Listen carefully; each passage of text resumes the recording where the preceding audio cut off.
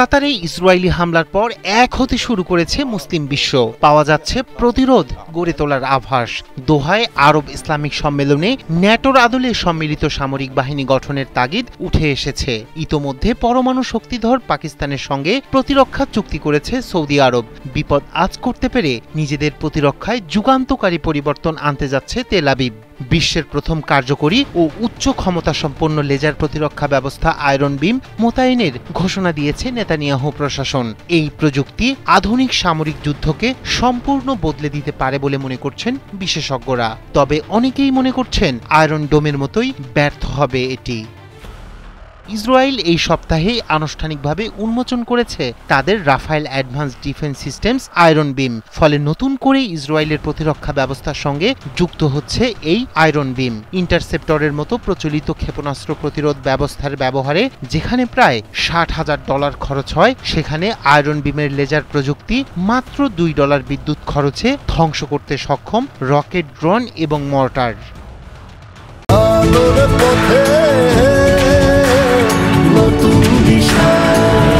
এর আগে আকাশ প্রতিরক্ষার মূল স্তম্ভ ছিল আয়রন ডোম, ডেভিড স্লিং এবং অ্যারো সিস্টেমস। নতুন লেজার প্রযুক্তি ছোট ও স্বল্প পাল্লার হামলা যেমন রকেট, মর্টার, ড্রোন এবং নিচুতে উড়ন্ত বিমানের প্রতিরোধে বিশেষ ভূমিকা রাখবে। ফলে ব্যয়বহুল ক্ষেপণাস্ত্র প্রতিরোধগুলোর ওপর চাপ অনেকটাই কমবে। ইসরায়েলের প্রতিরক্ষা মন্ত্রণালয়ের গবেষণা ও উন্নয়ন ইউনিট ইসরায়েলি বিমান বাহিনী, রাফায়েল এবং এলবিট সিস্টেমসের যৌথ উদ্যোগে আয়রন বিম তৈরি হয়েছে। দক্ষিণ ইসরায়েলে দীর্ঘ কয়েক সপ্তাহ ধরে বাস্তবসম্মত যুদ্ধ সিমুলেশন পরীক্ষা চালানো হয়। এতে ব্যবহৃত হয়েছে রাফায়েলের উন্নত অ্যাডাপটিভ অপটিক্স প্রযুক্তি, যা দীর্ঘ দূরত্বেও স্থিতিশীল ও নির্ভুল লক্ষ্যভেদ সম্ভব করে তোলে। কার্যকারিতা ও দক্ষতার এটি অভূতপূর্ব অগ্রগতি। সামনের দিনে এর শক্তি ও পাল্লা আরও বাড়ানো হবে বলে জানান ইসরায়েলি প্রতিরক্ষা মন্ত্রণালয়ে।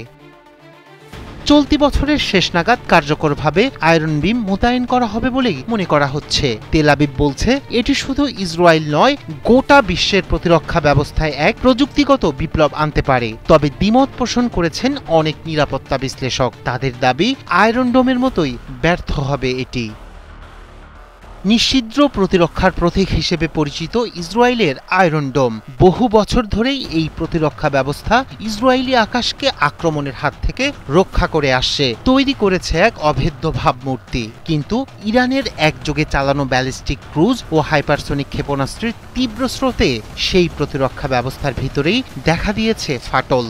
তেল আবিবের শক্তিশালী এই প্রতিরক্ষা ছাতার ভেতরেও এখন প্রবেশ করেছে শত্রুপক্ষের আগুন। ইসরায়েলের এই গর্বকে চূর্ণ করে তেল আবিবের প্রতিরক্ষা সদর দপ্তরও গুড়িয়ে দিয়েছে ইরান। রায়হান কবির শুভ্র, ৭১।